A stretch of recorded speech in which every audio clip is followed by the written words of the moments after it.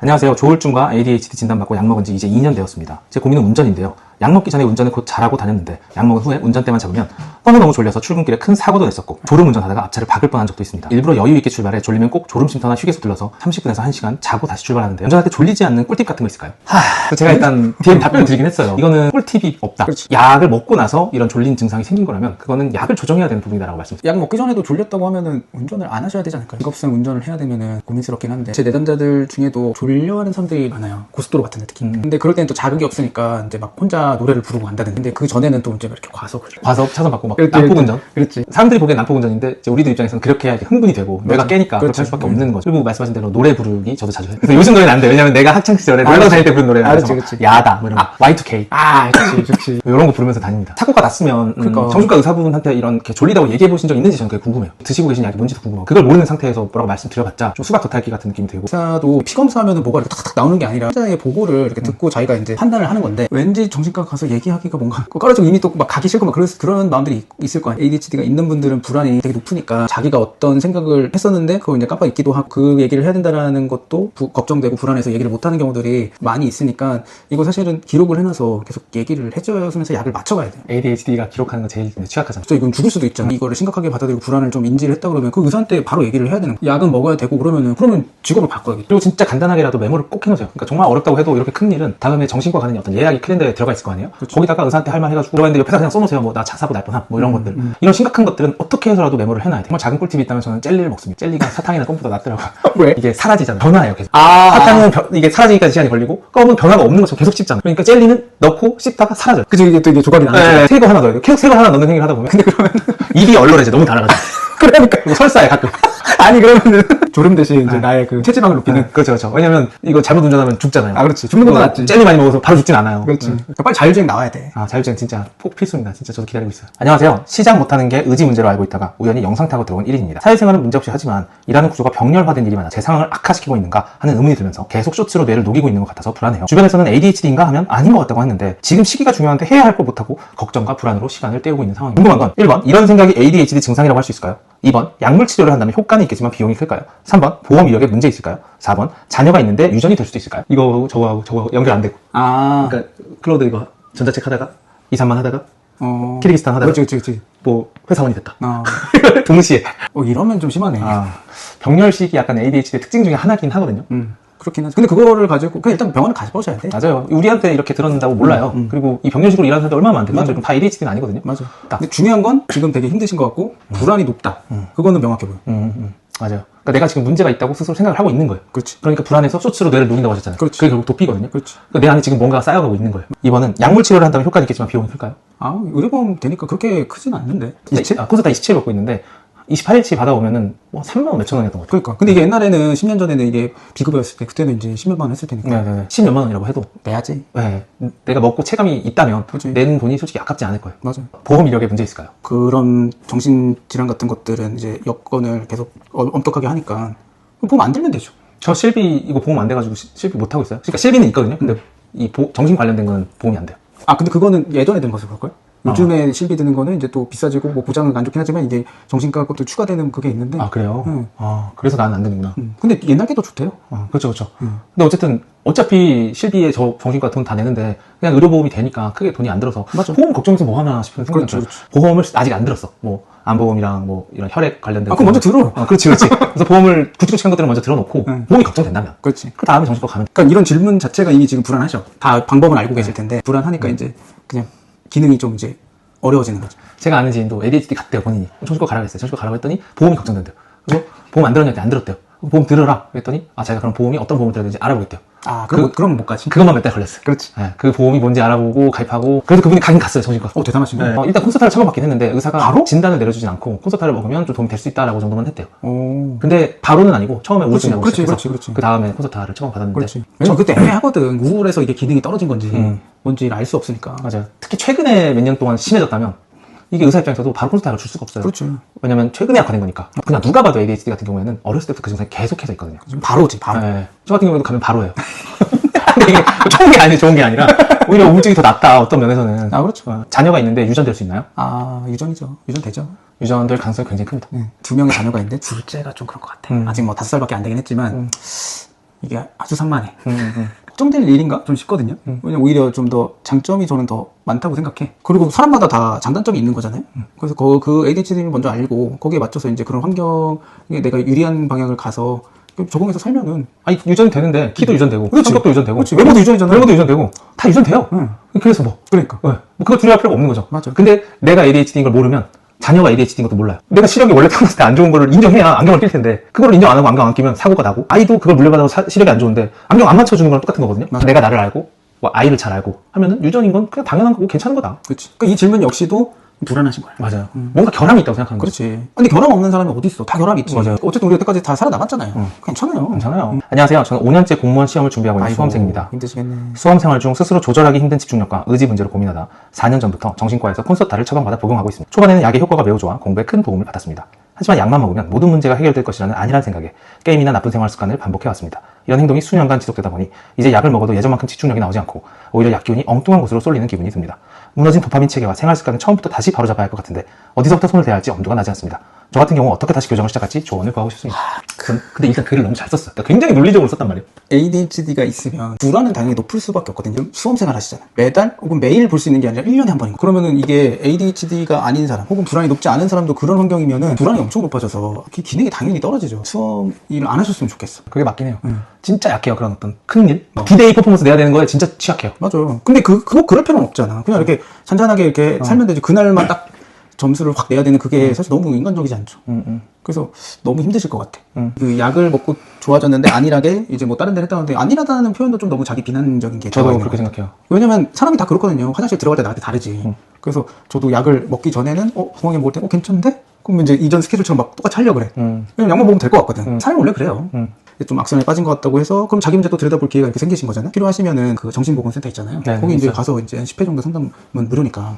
본인이 게임을 하셨다, 뭐 나쁜 생활 습관이다. 세상에 나쁜 게 어디 있습니까? 그냥 본인이 뭔가를 해야겠다고 계속 기대를 본인한테 주고 있으니까 본인만 괴롭히는 거죠. 맞아요. 애초에 안 맞는 거, 그냥 나의 성향이랑 안 맞는 거를 추구하고 있으면서 되게 불행을 선택하고 있는 거예요. 꼭 그런 걸 성공해야만 내가 보상받는 것도 아니고. 그렇지. 또 성공이라는 것도 네. 뭐가 성공이죠? 맞아. 네. 그런 게 없어 기준이. 네. 그리고 또 이렇게 힘들게 하셔서 공무원 요즘 들어가서도 많이 나온다면서요. 맞아요. 그러니까 그 일이 안 맞을 수도 있는 거고.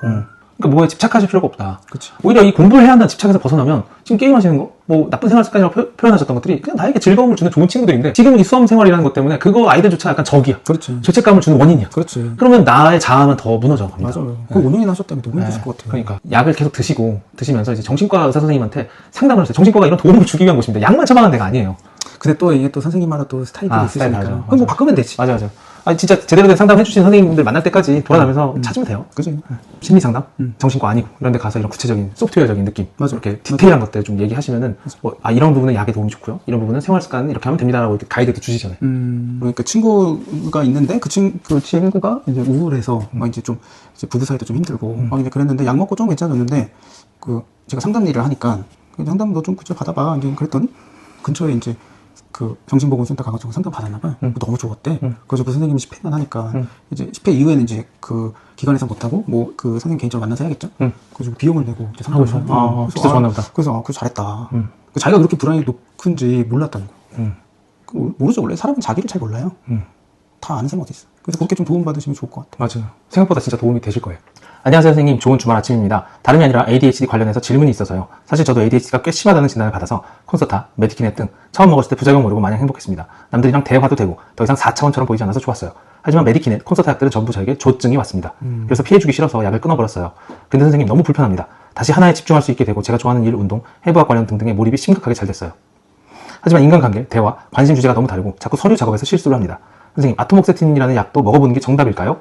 이거 의사한테 얘기하셔야 돼요. 임의로 중단하셨다는 거죠? 조증이어서? 그런 것 같아요. 임의로 중단했다는 것 같아요. 그러니까 약의 종류라든지 뭐 그런 것들에 대해서 혼자 판단할 게 아니에요. 그런데 의사가 준 약을 먹고 부작용이 왔을 때 이 병원은, 이 의사는 이 약은 나랑 안 맞네 하고 끊어버리시고 거기에 대해서 어떤 피드백도 의사한테 안 주는 경우가 되게 많은 것 같아요. 그렇지. 그런데 의사도 신이 아니기 때문에 어떤 반응이 올지 모르거든요. 그렇죠. 피드백, 다르니까. 피드백을 줘야 거기에 맞춰서 다시 반응을 할 수가 있고. 공통된 질문들이 보면은 이 약을 임의적으로 끊으시거나 자기가 이제 생각을 해서 이런 약을 먹으면 되지 않을까? 이렇게 생각을 하시는 거잖아요. 이해가 되기도 하죠. 왜냐면 이거를 자기가 통제를 해보려고 하는 거잖아요. 근데 이거 역시 되게 불안해서 하는 행동이거든요. 그러니까 그 통제감을 의사한테 맡겨야 돼요. 맞아. 그래서 내가 지금 이런 상태다. 조증이다.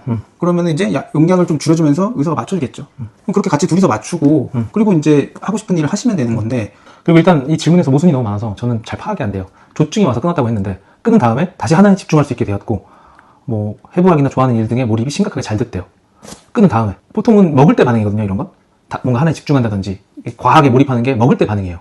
그래서 이게 먹은 후 얘기인지 끊은 후의 얘기인지를 모르겠고 조증이라고 말씀하셨는데 그게 왜 남들한테 피해를 주는지도 저희한테 상세하게 안 알려주셔가지고 뭔지도 말씀 못 드리겠어요. 조증은 너무 반응이 다양해서. 근데 조증도 이것도 자기가 그냥 이거를 명명한 거 아닌가요? 그렇죠. 그러니까 저희 입장에서는 잘 이해가 안 돼요. 본인이 뭘 조증이라고 판단하셨는지, 그리고 그게 왜 피해를 주는 행동인지. 어차피 약을 안 먹어서 남의 말 안 듣고 소통 안 되는 것도 피해라고 볼 수도 있잖아요.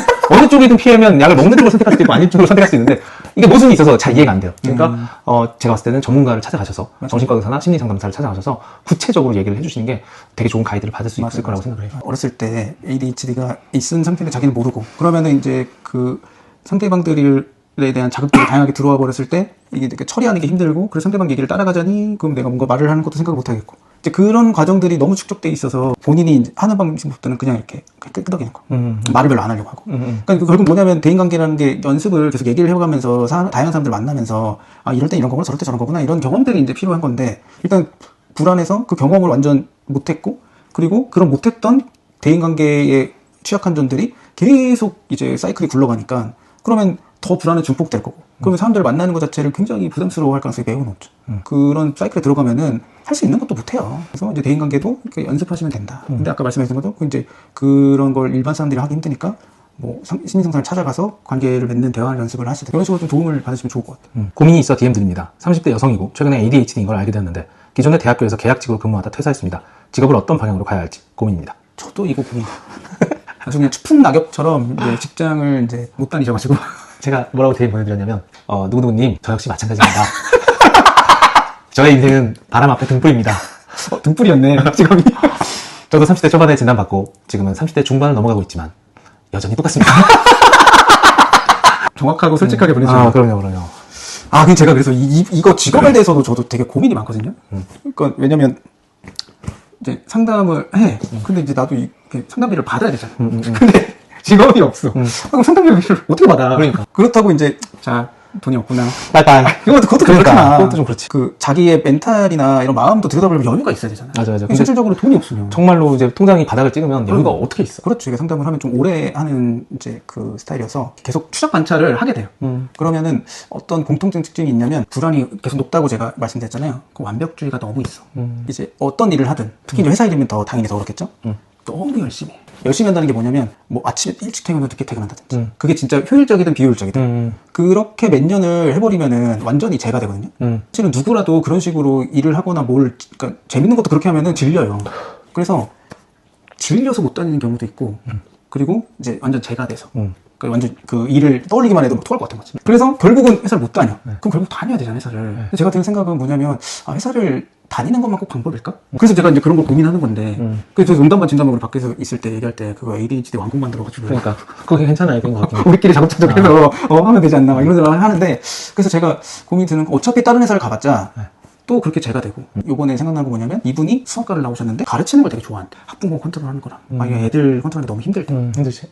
그러냐. 근데 이제 회사 생활은 안 맞는 것 같아, 이건. 회사를 이제 그만뒀으니까 돈이 부족하니까 이제 되게 불안하셔서 아예 돈이 없는 건 아니지만 그래서 이제 좀 쿠팡 일 같은 것도 해보자. 근데 이제 그걸로 돈을 벌긴 하는데 이건 또 몸 쓰는 것도 안 맞는 것 같긴 해. 어떻게 해야 되나 했는데 자꾸 이제 잊을만 하면 수학 관련된 얘기가 나와서 그러면 수학을 한번 나를 한번 가르쳐봐라. 대체 뭘 이렇게 가르치는지 내가 좀 알게. 수학을 지난주에 저한테 알려줬어요. 중학교 1학년 이제 소인수 분해부터. 이 수학에 대해서 이 자기만의 그 개념이 딱 서 있어. 소인수 분해를 왜 해야 되는지에 대해서 개념을 쭉 알려줘. 40평생 처음 알았어. 소인수 분해를 왜 배우는지. 야 이거다. 사실 그런 걸 가르치는 게 수학인데 맞아. 한국은 그런 교육이 좀 부족했어요. 그치. 우리가 했던 건 사실 산수야. 수학이 지금 처음 배워보신 거예요. 맞아. 너무 재밌더라고. 그래서 그 매력적. 그래서 그 친구가 좋아하는 게 자기 증명을 좋아한대. 이거를 가리키는 거를 매주 나한테 가르쳐주면서 그거를 그 유튜브 촬영을 하자. 그래서 그거 그냥 올리자. 그래서 그거 계속 그냥 꾸준히 올리다 보면은 이제 뭐라도 될 거 아니에요. 그래서 자기랑 맞는 이제 그 선생님, 아니 그 학부모나 이제 학생을 찾아서 그래서 이제 과외를 하면 되잖아. 수업을 올리거나. 그렇지. 그래서 이제 이런 식으로 좀 삶을 방향을 잡아가면 되잖아요. 기술이 이미 있으니까. 기술이 있으니까 보여주는 일만 남은 거지. 맞아. 또 다른 분은 이제 그 몸 쓰는 걸 좋아하시는 분인데 그 어느 팀에 이렇게 소속해서 일을 하는데 한 3년간 했는데 기술은 배운 게 없대. 그래서 이 일이 맞는지 막 고민을 막 하시고 그리고 이제 역시나 아까 말했던 것처럼 재가 되셨어. 번아웃. 그렇지. 그리고 사수가 엄청 뭐라는데 그러면은 이걸 버틸 수가 없는 구조인데 이미 3년이 버틴 거죠. 그래서 이제 이분이 근데 막 불안해 하시는 거죠. 현장 일 하는 이제 또 우리 또 ADHD 요원님이 계셔서 그분을 소개시켜서 이제 그분을 따라다니면서 기술 배우면서 이제 이렇게 이제 자기만의 기술을 배워서 자기 일을 하려고 이제 하고 있어요. 그래서 이처럼 좀 자기가 좀 좋아하는 일을 이렇게 해야 되지 않을까? 이게 한 번 찾는다고 끝이 아니에요. 맞아, 맞아. 계속해서 이번 챕터 또 졸업하면 다음 챕터 넘어가서 또 찾아보고 이걸 계속해서 우리는 어쩔 수 없이 도전적인 삶을 살아야 합니다. 그렇죠. 혼자서는 사실은 못해. 맞아요. 혼자도 못해요. 그래서 감독해줄 만한 사람이 필요해. 그래서 그 상담을 받으셔서 도움을 받든 아니면 뭐 옆에 배우자한테 도움을 받든 이런 좀 도움을 받으면서 방향성을 이렇게 꾸준히 이렇게 앞으로 가는 거를 맞아요. 해야지 이게 혼자서도 하시려고 하면은 어려울 것 같아. 맞아요. 혼자서는 안 돼요. 남의 도움을 꼭 받아야 돼요. 그렇지. 선배님이 혼자서 막 해보려고 하다가 뭐 잘 될 때도 있고 안 될 때도 있지만 이게 거기서 오는 그 나 혼자 하면 안 되겠다라는 그 깊은 통찰이 온 거잖아요. 그렇죠, 그렇죠. 뭐 이것뿐만 아니라 인생의 그렇지. 모든 부분에 대해서 혼자 하려고 하면 그렇지. 잘하는 사람도 있어요. 근데 혼자 잘하는 사람이 그렇지, 있는데 그렇지. 자기가 아니라는 생각이 들면 혼자 계속 하려고 하면 안 돼요. 맞아. 그 저도 이제 혼자 해보려고 하다가 이제 공학까지 온 거니까 그럼 내려놔시는 거지. 아, 같이 한다.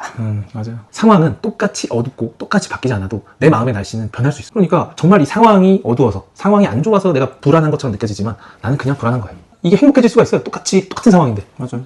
그러니까 그 불안을 들여다본다면 또 훨씬 더 삶을 윤택하게 살 수 있지 않나. 왜냐면 대부분 사람들이 다 뭔가 자기만의 어려움과 문제점들이 있는데 안 다가거든. 그리고 그거 자체가 무의식에 깔려있을 수도 있고. 그래서 사람들은 그냥 사는 것처럼 하다가 나중에 배인통 이제 당하는 거야. 근데 이제 우리는 매 순간 이제 금방 그 사이클이 되게 빨라. 그리고 이제 머리를 굴리려고 해도 아 이걸 어떻게 피하지? 이러려고 해도 일단 그게 힘들어. 그냥 맨날 얻어 터져. 그러니까 얻어 터지니까 어쩔 수 없이 그냥 정도의 길을 걸어야 돼. 맞아요, 맞아요. 그러면 이제 의도와 상관없이 인생을 잘 살게 되지. 이제 이런 얘기를 했더니 이제 장점 많냐고. 아무튼 여러분 고민 있으시면 DM 보내주세요. 제가 바로바로 답장을 못 드려요. 이렇게 좀 모아놨다가 한 번에 답장을 드리기도 하고 그다음에 이렇게 영상으로도 풀고 있으니까 그걸 보내주시면 저희가 나중에라도 보고 이렇게 영상으로 남겨드리겠습니다.